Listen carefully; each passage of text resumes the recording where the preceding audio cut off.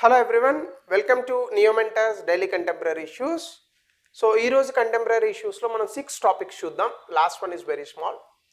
ముందుగా global tourism resilience day. ఈ global tourism resilience డేని గుర్తుపెట్టుకోండి, టూరిజం డే కాదు, global tourism resilience day. So దీన్ని మనం ఫిబ్రవరి 17 జరుపుకుంటాం. ఇది ఎవరు తీసుకొచ్చారంటే ఆబ్వియస్గా ఇలాంటివన్నీ యునైటెడ్ నేషన్స్ జనరల్ అసెంబ్లీ. బేసికల్గా ఇది ఎందుకంటే టూరిజం సెక్టర్ అంటే పర్యాటక రంగం అనేటటువంటి దాన్ని ప్రపంచవ్యాప్తంగా బలోపేతం చేయాలి. నాకు తెలిసినంత వరకు పర్యాటక రంగం ప్రపంచ దేశాల్లో ప్రతి దేశానికి అవకాశం ఉన్న రంగం. ఎందుకంటే ప్రతి దేశంలోని కూడా ఏదో ఒక స్పెషాలిటీ ఉంటుంది. You take any small country or any big country for that matter, ప్రతి దేశంలోని కూడా ఈ టూరిజం అనేటటువంటిది ఉంటుంది. సో దీనివల్ల సిగ్నిఫికెన్స్ అంటే ఇలాంటి ఒక particular tourism sector resilience day వల్ల మనకి ఏంటంటే ఈ టూరిజం పర్యాటక రంగం అనేటటువంటి దాన్ని ఆర్థికంగా ప్రధానమైనటువంటి రంగంగా చేయాలి. అలాగే ముఖ్యంగా ఇది డెవలపింగ్ నేషన్స్ అంటే ఇండియా లాంటి దేశాలకు చాలా ఎక్కువ డబ్బులు తెచ్చిపెడుతుంది. ఎందుకంటే భారతదేశంలో చాలా సువిశాలమైనటువంటి దేశం. మీకు ఉత్తరాన జమ్మూ అండ్ కాశ్మీర్ బాగా మంచు కొండలు, ఆ పర్వతాలు ఇవి ఉంటాయి. అలాగే మనకి అదే మళ్ళీ దగ్గరలో కూడా ఎడారి ప్రాంతం ఉంటుంది. అలాగే డిఫరెంట్ పిలిగ్రిమేజ్ ప్లేసెస్ ఉన్నాయి. ఇప్పుడు కూడా చూస్తున్నాం world's largest religious festival Kumbh Mela. So అలాగే చాలా నేచర్ ప్లేసెస్ ఉంటాయి. So everything we have. So కాబట్టి డెవలపింగ్ నేషన్స్కి చాలా అద్భుతంగా డబ్బులు ఆర్థికంగా హెల్ప్ చేసేటటువంటి రంగం ఒక రకంగా. అలాగే జాబ్ క్రియేషన్. సో చాలామంది టూరిస్ట్ గైడ్స్ కానీ, హోటల్స్ కానీ, అలాగే యువర్ వెహికల్స్ కానీ, అక్కడ అమ్ముకునేటటువంటి వ్యక్తులు కానీ, వీళ్ళందరికీ జాబ్ క్రియేషన్ వస్తుంది, ఇన్కమ్ జనరేషన్ వస్తుంది, గవర్నమెంట్కి రెవెన్యూ వస్తుంది. అలాగే సస్టైనబుల్ టూరిజంని ఎప్పుడు కూడా సస్టైనబుల్ డెవలప్మెంట్ గోల్స్తో అలైన్ చేయాలి. అంటే మీరు చూడండి, చాలాసార్లు పిలిగ్రిమేజ్ ప్లేసెస్లో ఆ ప్లాస్టిక్ బాటిల్స్ అవి విసిరేస్తుంటారు. సో ఎందుకని చెప్పేసి చాలా పిలిగ్రిమేజ్ ప్లేసెస్లో ఈ మధ్యకాలంలో ప్లాస్టిక్ బాటిల్స్ నిషేధించారు. సో టూరిజం ఎప్పుడు చేసేటప్పుడు we should always stick to those sustainable rules. అంటే మనం ఏ ప్రాంతంలోకి టూరిజంకి వెళ్ళినా ఖచ్చితంగా ఆ ప్రాంతంలో మన వల్ల ఇబ్బంది కలగకుండా అక్కడ కొన్ని నిర్ణయాలు మనం తీసుకోవాలి. ఏం లేదు, చిన్నవి ప్లాస్టిక్ కవర్లు విసిరేయకుండా, సో డస్ట్బిన్ లాగా ఎర్త్ని ట్రీట్ చేయకుండా ఆ ప్లాస్టిక్ని నీట్గా పట్టుకెళ్ళి డస్ట్బిన్లో వేయడమే, అంతకుమించి మనం చేసేది ఏమి ఉండదు. సో ఇదొకటి. అలాగే ఎంకరేజెస్ స్ట్రాటజీస్ ఫర్ పాండమిక్స్. అంటే సాధారణంగా ఈ పాండమిక్స్ COVID-19 లాంటివి వచ్చినప్పుడు చాలా ఆర్థిక వ్యవస్థలు ఇబ్బంది పడతాయి. అలాగే డిజాస్టర్స్ కానీ, ఎనీ ఎకనామిక్ హార్డ్షిప్స్ వచ్చినప్పటికీ కానీ చాలా ఎకనామీస్ ఇబ్బంది పడతాయి అన్నమాట. అలాంటి ఎకనామీస్ ఇబ్బంది పడినటువంటి స్టేజెస్ నుంచి బయటికి రావడానికి టూరిజం సెక్టర్ చాలా బాగా వర్క్ అవుతుంది. ముఖ్యంగా టూరిజం సెక్టర్ ఎవరన్నా విదేశీయులు మన దేశంలోకి టూరిజంకి వస్తున్నారు అంటే దాని అర్థం మనకి ఎక్స్పోర్ట్స్ పెరుగుతున్నాయని అర్థం చేసుకోవాలి. ఎందుకంటే we are selling tourism service to the people. అలాగే importance of public private sector collaboration కూడా మనకు అద్భుతంగా ఉంటుంది. ఎందుకంటే ముఖ్యంగా టూరిజంకి సంబంధించి ప్రైవేట్ అండ్ పబ్లిక్, ప్రభుత్వము అలాగే ప్రైవేట్ రంగం కూడా కొలాబరేషన్ అనేటటువంటిది కూడా చాలా బెటర్గా చేయాల్సి ఉంటుంది అనమాట. So this are all the things ఇందులో మాట్లాడినటువంటి సిగ్నిఫికెంట్ ఏరియాస్. అలాగే ప్రపంచంలో చాలా ఛాలెంజెస్ ఉన్నాయి. COVID-19 తర్వాత, ఈ కరోనా తర్వాత చాలామంది టూరిజంకి వెళ్ళాలంటే భయపడుతున్నారు. సో ఇది ఒక ఇష్యూ ఉంది. అలాగే క్లైమేట్ చేంజ్ వల్ల టూరిజంకి సంబంధించి చాలా డిస్ట్రప్షన్స్ వస్తున్నాయి. ముఖ్యంగా ఇన్ఫ్రాస్ట్రక్చర్, డెస్టినేషన్స్ ఇవన్నీ కూడా వాతావరణ మార్పుల వల్ల చాలామంది వెళ్ళలేనటువంటి పరిస్థితుల్లో భయభ్రాంతులకు గురవుతున్నారు. అలాగే ఎకనామిక్ డౌన్ టర్న్స్. అంటే చాలాసార్లు మనకి ఎప్పుడు టూరిజం లేదా మనము ఏదైనా ఒక పర్టికులర్ వెకేషన్కి వెళ్దామని అన్నప్పుడు ఎక్కడ ఇబ్బంది వస్తుంది, మనకి మనీ ఉండదు. సో ప్రపంచంలో ఈ ఎకనామిక్ డౌన్ టర్న్ అంటే జీడిపి అనేటటువంటిది ఎప్పుడైతే నెమ్మదిస్తుందో టూరిజం సెక్టర్ ఆటోమేటిక్గా నెమ్మదిస్తుంది. ఎందుకంటే మనం టూరిజంకి వెళ్ళాలంటే ఒక significant portion of the amount మనం డబ్బులు ఖర్చు పెట్టాలి. సో ఈ డబ్బులు ఖర్చు పెట్టలేనటువంటి స్థితిలో ఉన్నప్పుడు ఎవరు కూడా వెళ్ళరు టూరిజంకి. సో అలాగే సెలబ్రేషన్స్ అండ్ యాక్టివిటీస్లో భాగంగా ఈ పర్టికులర్ టూరిజం రెసిలియన్స్ డేలో కొన్ని conferences, workshop and awareness campaigns ఈ టూరిజంకి సంబంధించి చేయాలని అనుకున్నారు. అలాగే క్లైమేట్ రెసిలియంట్ ట్రావెల్ ఇనిషియేటివ్స్ అంటే వాతావరణ మార్పులు వచ్చినప్పటికీ ఇవి టూరిజం సెక్టర్ని ఏ విధంగానూ ఇబ్బంది పెట్టకుండా అలాంటి ఇనిషియేటివ్స్ ప్రపంచ దేశాలు తీసుకోవాలి. అలాగే టూరిజం పట్ల అందరూ కూడా సస్టైనబుల్ ప్రమోషన్ అంటే సుస్థిరంగా ఈ టూరిజంని ప్రమోట్ చేసేటట్టుగా ఉండాలి. దీంతోపాటు United nations discussions on climate action in tourism, దీనికి సంబంధించి 2025లో ఇప్పుడు కొన్ని అడాప్టేషన్ స్ట్రాటజీస్ అంటే ప్రపంచ దేశాల్లో ఈ యొక్క వాతావరణ మార్పులు వచ్చినందువల్ల టూరిజం ఎక్కడెక్కడ ఇబ్బంది పడుతుంది, అలాంటి వాటికి మనం ఎలాంటి ఇనిషియేటివ్స్ తీసుకుంటే వాతావరణ మార్పుల వల్ల కూడా ఈ టూరిజం ఇబ్బంది పడదు అనేటటువంటి దానికి కూడా క్లైమేట్ యాక్షన్ ఇన్ టూరిజం అంటే యునైటెడ్ నేషన్స్ కూడా ఏం చెప్పిందంటే పర్యాటక రంగంలో వాతావరణ మార్పులు వచ్చినా అసలు వాతావరణ మార్పులు రాకుండా ప్రివెంట్ చేయడానికి మనం ఎటువంటి నిర్ణయాలు తీసుకోవాలనేది కూడా మాట్లాడారు.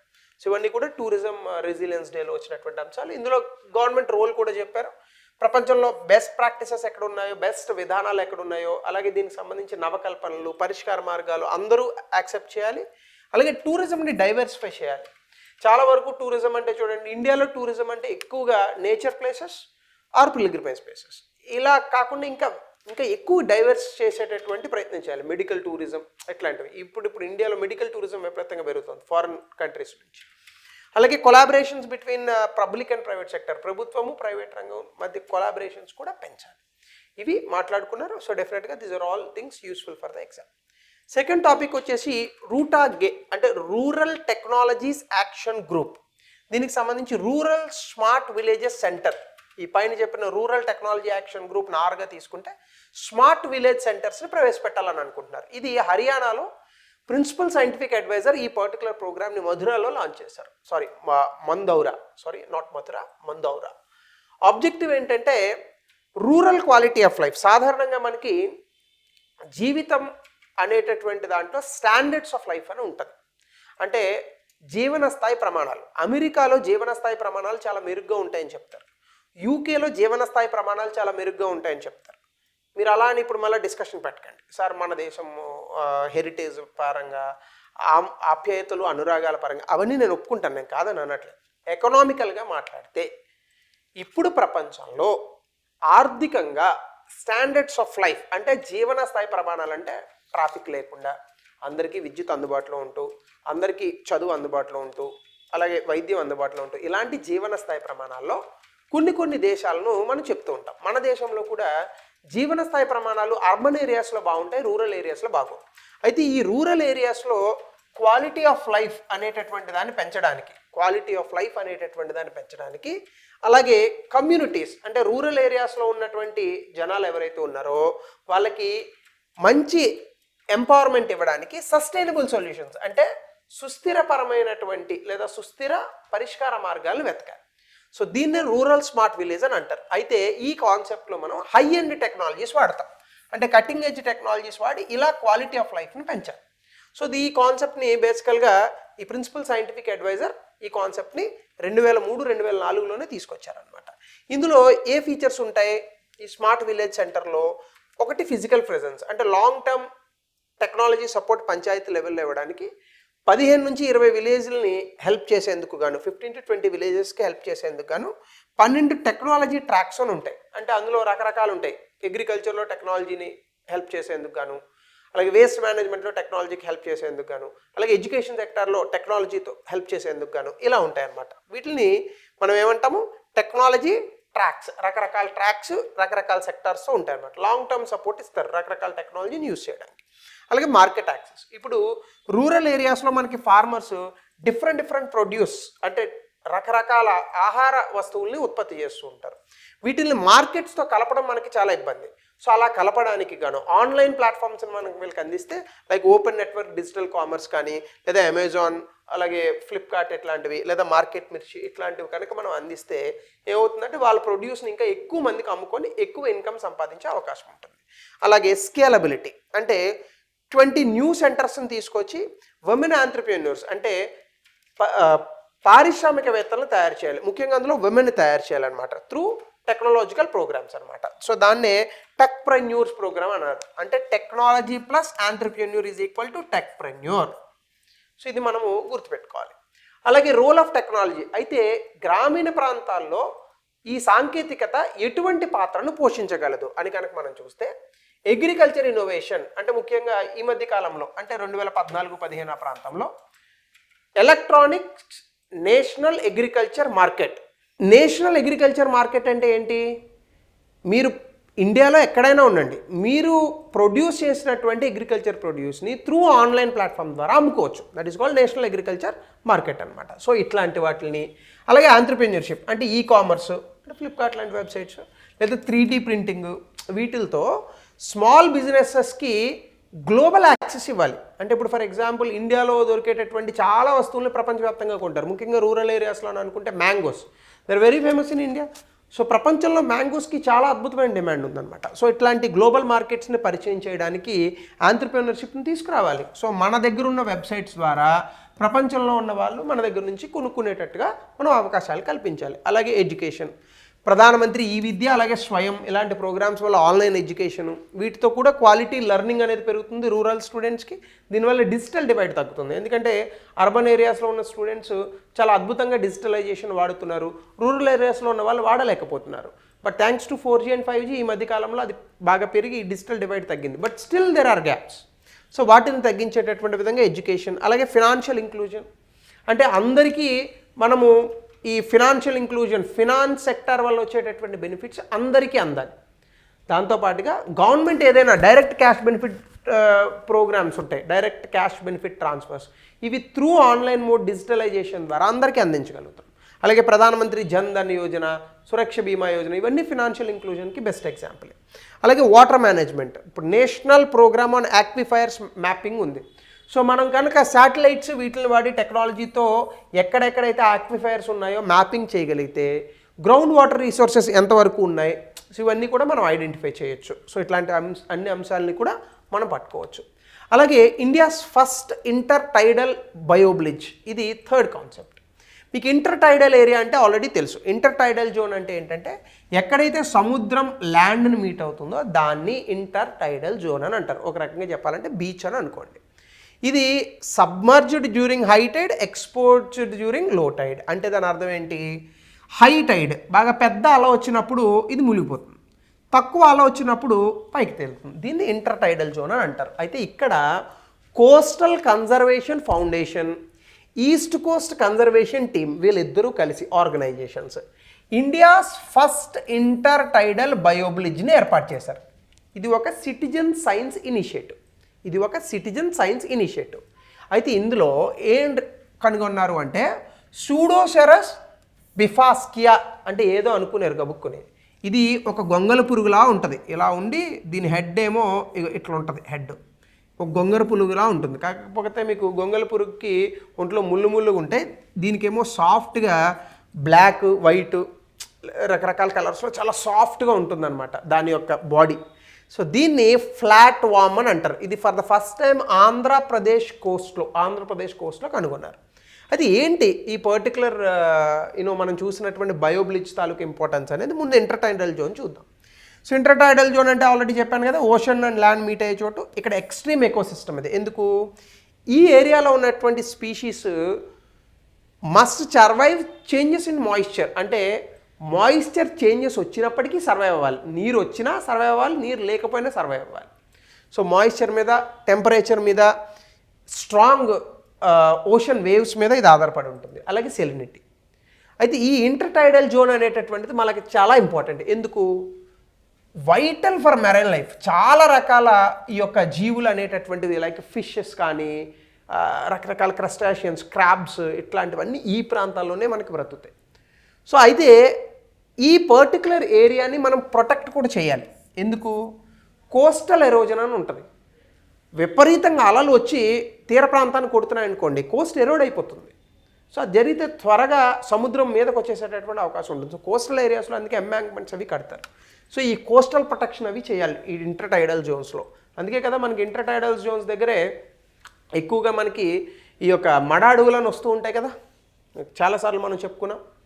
సో అలాంటి ప్రాంతాలన్నింటినీ మనం చాలా ప్రొటెక్ట్ చేయాలి. అలాగే ఎనర్జీ అండ్ న్యూట్రియంట్ ఫ్లో, ఈ ఏరియాస్ అనేవి very good for energy in the sense wave energy, టైడల్ energy నుంచి మనం విద్యుత్ ఉత్పత్తులు కూడా చేయొచ్చు. అలాగే న్యూట్రియంట్స్, మీకు చేపలు చూడండి ఇలాంటి ఇంటర్ టైడల్ జోన్స్ దగ్గర బాగా దొరుకుతాయి. అలాగే pollutant between the land and sea, అవి కలిసేటటువంటి చోటు కూడా ఇదే.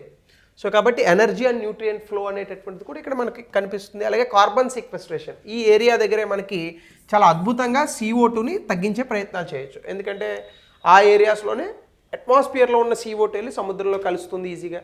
అలాగే అక్కడ ఉన్నటువంటి ఈ యొక్క రకరకాల మ్యాంగ్రూవ్స్ లాంటి ప్లాంట్స్ వల్ల ఎక్కువ CO2 అనేటటువంటిది వాతావరణం నుంచి గ్రాప్ చేయబడుతుంది. సో కార్బన్ సీక్వెస్ట్రేషన్గా పనికొస్తుంది.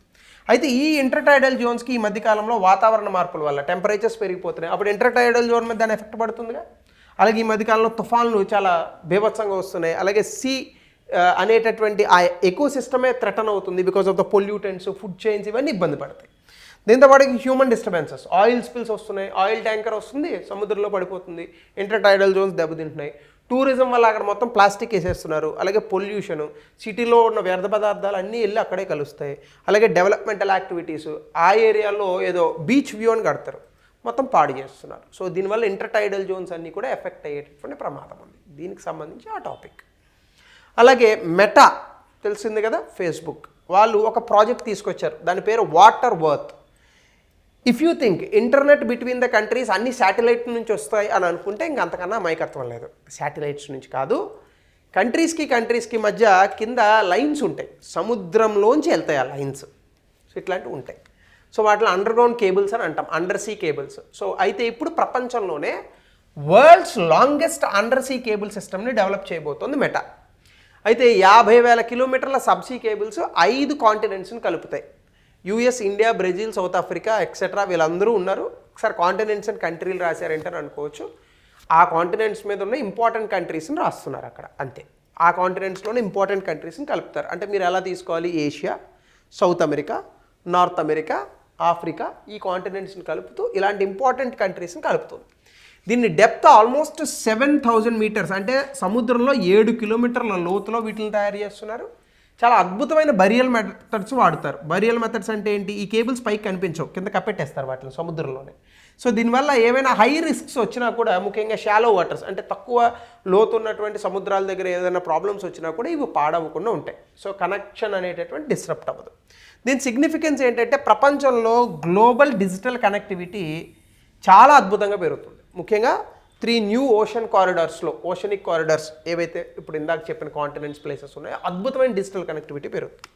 అలాగే scale and reliability of digital highways, వీటినే మనం డిజిటల్ హైవేస్ అని అంటాం. సో వీటి రిలయబిలిటీ కూడా పెరుగుతుంది, ఎందుకంటే అవి ఎప్పుడు పాడవు కాబట్టి, ఏ రకమైన సునామీలు వచ్చినా ఇంకొకటి వచ్చినా పాడవకుండా వీటిని తయారు చేస్తారు కాబట్టి అది ఏ విధంగానే ఇబ్బంది పడకుండా వీటిని చేస్తారు. Because of that scale and reliability, so అవి వాడేటటువంటి స్కేల్, వాటి మీద ఆధారపడి తగ్గేటటువంటి ట్రస్ట్ రెండు పెరుగుతాయి. అలాగే ఎకనామిక్ కోఆపరేషన్, డిజిటల్ ఇంక్లూషన్, అన్ని దేశాలకు ఇంటర్నెట్ ఇలాంటి సౌకర్యాలు అందించే అవకాశం ఉంటుంది. అలాగే ఎకనామిక్ కోఆపరేషన్, ఈ దేశాల మధ్య ఆర్థికపరమైన సత్సంబంధాలు కూడా పెరుగుతాయి. సో అది 4th ప్రోగ్రామ్. ఇంక 5th ప్రోగ్రామ్ వచ్చేసి నమస్తే ప్రోగ్రామ్. వాట్ ఈస్ దిస్ నమస్తే? సఫాయి కర్మచారీస్కి సంబంధించి. మీ అందరికీ తెలుసు, సఫాయి కర్మచారీస్ అంటే బేర్ హ్యాండ్స్తో వాళ్ళు ఈ యొక్క డ్రైనేజెస్ అలాగే ఫీకస్ మెటీరియల్ వీటిని క్లీన్ చేస్తారు. దాన్ని 2013లోనే ఈ సఫాయి కర్మచారీస్కి సంబంధించి ఒక చట్టాన్ని తీసుకొచ్చాం. We have prohibited the manual cleaning of the drainages, కానీ స్టిల్ క్లీన్ చేస్తున్నారు. దీనికి సంబంధించి national action for mechanised sanitation ecosystem అని నమస్తే ప్రోగ్రామ్ అని తీసుకొచ్చారు. ఇదేంటిది? ఈ సఫాయి కర్మచారీస్లో ఎవరూ మరణించకూడదు, 0 ఫ్యాటలిటీస్. అలాగే స్కిల్డ్ శానిటేషన్ అంటే more motors or other types of gears, tools వాడి డ్రైనేజెస్ని క్లీన్ చేసేటటువంటి విధానం, దీనివల్ల సేఫ్టీ పెరుగుతుంది. అలాగే direct contact with human waste, సాధారణంగా ఇది ఎక్కువగా సఫాయి కర్మచారీస్కి సంబంధించి చాలా ఇన్హ్యూమన్ ఎక్సర్సైజ్ ఇది. ఈ యొక్క డ్రైనేజెస్కి ఇప్పుడు ఈ లాట్రిన్స్ని కనెక్షన్ ఇచ్చేశారు. అవి క్లీన్ చేసేటప్పుడు అవి వాళ్ళ చేతులకి ఒంటికి అంటుకుంటుంది. It's very difficult, it's a very inhuman treatment of the people. ఇది నార్దర్న్ ఇండియాలో అయితే కొన్ని చోట్ల డ్రై టాయిలెట్స్ అని ఉంటాయి, వాళ్ళ చేతులతోనే క్లీన్ చేసేవాళ్ళు ఒకప్పుడు, ఇప్పుడు బాగా తగ్గాయి. సో ఇట్లాంటివి ఏవి జరగకుండా direct contact with human waste ఉండకూడదు, దట్ ఈస్ ఎలిమినేటెడ్ అని చెప్తున్నారు. దీనివల్ల సెల్ఫ్ హెల్ప్ గ్రూప్స్ని ఇంప్రూవ్ చేస్తూ శానిటేషన్ వర్కర్స్ని, శానిటేషన్ ఎంటర్ప్రైజెస్ని తీసుకురావాలి. సో తద్వారా టూల్స్ అండ్ ఇతర మెటీరియల్ ఇచ్చి ఈ యొక్క సఫాయి కర్మచారీస్ తాలూకా వర్క్ని మనం మోర్ ఆర్గనైజ్డ్గా చేయాలి. ఇందులో ఫీచర్స్ ఏంటంటే బేసికల్గా first sewers and septic tank వర్కర్స్ని ఐడెంటిఫై చేయాలి. 2 వాళ్ళకి మంచి ట్రైనింగ్ ఇవ్వాలి. అలాగే వాళ్ళకి కొన్ని కిట్స్ ఉంటాయి, ఆ కిట్స్ డిస్ట్రిబ్యూషన్ చేయాలి, రైట్? వాటిని పీపీఈ కిట్స్ అని అంటారు. అలాగే సేఫ్టీ డివైజెస్ ఇవ్వాలి. అలాగే శానిటేషన్ రెస్పాన్స్ యూనిట్, వాళ్ళకి ఏమైనా ఇబ్బంది వస్తే రెస్పాన్స్ ఇచ్చేటట్టుగా శానిటేషన్ రెస్పాన్స్ యూనిట్స్ని మనం ఇవ్వాలి. అలాగే వాళ్ళకి ఆయుష్మాన్ భారత్ కింద వీళ్ళకి సెపరేట్గా హెల్త్ ఇన్సూరెన్స్ బెనిఫిట్స్ ఇవ్వాలి. అలాగే వీళ్ళకి లైవ్లీహుడ్ సపోర్ట్ అనేటటువంటిది ఇస్తూ ఆ పర్టికులర్ ఎంటర్ప్రైజెస్కి ఫండింగ్ కూడా ఇవ్వాల్సి ఉంటుంది. సో ఇవన్నీ కూడా నమస్తే ప్రోగ్రాంలో ఉన్నటువంటి ఫీచర్స్. సో మాన్యువల్ స్కావెంజింగ్ నేను మీకు ఆల్రెడీ చెప్పినట్టుగా మాన్యువల్ స్కావెంజింగ్ని మనం 2013లోనే ప్రొహిబిట్ చేసాం with the manual scavenging act. దాంతోపాటు స్కీమ్ దీని ద్వారానే మెకనైజేషన్ అంటే మాన్యువల్ స్కావెంజింగ్ బదులు మెకానికల్ టూల్స్ అంటే రకరకాల సాధనాలు ఇచ్చి ప్రపంచ దేశాల్లో ఉంటాయి, రకరకాల సాధనాలు ఉంటాయి. ఇలా పొడుగ్గా ఒక కర్రలా ఉంటుంది, అది పెట్టి ఓపెన్ చేసి క్లీన్ చేసేటటువంటి విధానాలు అవి తీసుకురావాలి. అలాగే వాళ్ళకి ట్రైనింగ్ అనేటటువంటిది కూడా ఇవ్వాలి. వీలైతే వాళ్ళకి ఆల్టర్నేటివ్ లైవ్లీహుడ్ ఆపర్చునిటీస్ని కూడా కల్పించాలి. గవర్నమెంట్ సపోర్ట్, ఇక్కడ గవర్నమెంట్ సపోర్ట్ కూడా ఏముంటుందంటే మీకు ఆల్రెడీ ఇందాక చెప్పినట్టుగా 2013లో ఒక యాక్ట్ మనం తీసుకొచ్చాం. అలాగే అమెండ్మెంట్ బిల్ తీసుకొచ్చాం. అందులో సీవర్ క్లీనింగ్ అంటే మన డ్రైన్స్ క్లీన్ చేసేటటువంటి ఈ ఎంప్లాయీస్ ఎవరైతే ఉంటారో వాళ్ళకి కంప్లీట్ మెకనైజేషన్ చేయాలని అన్నారు. ఇది జరగలేదు ఇంకా ఇండియాలో. దాంతోపాటుగా ఒకవేళ ఇవి క్లీన్ చేస్తూ డ్రైన్లో పడి ఎవరైనా కనుక మరణిస్తే వాళ్ళ ఫ్యామిలీస్కి కంపెన్సేషన్ అనేటటువంటిది ఇవ్వాలి. దాంతోపాటుగా prevention of atrocities act for sanitation workers, ఇందులో భాగంగానే షెడ్యూల్ కాస్ట్కి ఎలాగైతే మనం ఇస్తామో ముఖ్యంగా ఎస్సీలో ఉన్నటువంటి ఈ సఫాయి కర్మచారీస్కి ప్రొటెక్షన్ కూడా ఇవ్వాల్సి ఉంటుంది. ఇవన్నీ కూడా మనం ఈ పర్టికులర్ నమస్తే ప్రోగ్రాంలో తీసుకున్నటువంటి important decisions. Yes, it has to be implemented, ఎందుకంటే ఈ రకమైన డిస్క్రిమినేషన్ సరైనది కాదు. Last topic for today, exercise Komodo. ఇది భారతదేశానికి అంత ఎక్కువ సంబంధించింది కాదు, ఇది ఇండోనేషియాకి సంబంధించింది. వాళ్ళ నావీ తాలూకా ఎక్సర్సైజ్ ఇవి. అయితే ఈ మధ్య కాలంలో ఇండియా ఇందులో పార్టిసిపేట్ చేసింది with Indian vessel that is called INS Shardul and P8I long range maritime surveillance అనమాట. సో ఇక్కడ ఇది 2014లో మొట్టమొదటిసారి ఇండోనేషియా స్టార్ట్ చేసింది. ఇండియా అప్పుడప్పుడు పాల్గొంటుంది. అయితే ఇది non combat military exercise, Indonesian navy వాళ్ళు చేస్తారు. సో ఇందులో ఏంటంటే ప్రపంచ దేశాలు అక్కడక్కడ ఉన్నటువంటి హిందూ మహాసముద్రం పసిఫిక్ మధ్యలో ఉంటారు కాబట్టి వీళ్ళు మ్యారిటైమ్ కోఆపరేషన్ ఫ్రెండ్లీ నేషన్స్ మధ్య పెంచుకోవాలి. ఇండోనేషియాకి డెఫినెట్గా India is a friendly nation. So కాబట్టి ఈ ఎక్సర్సైజ్ కొమోడో అనేటటువంటిది వస్తుంది ఎగ్జామ్లో, you have to be careful. ఇవి ఈరోజు important topics in different newspapers and PAVs which are very significant for your exam. So thank you. మళ్ళా as usual రేపు కలుద్దాం.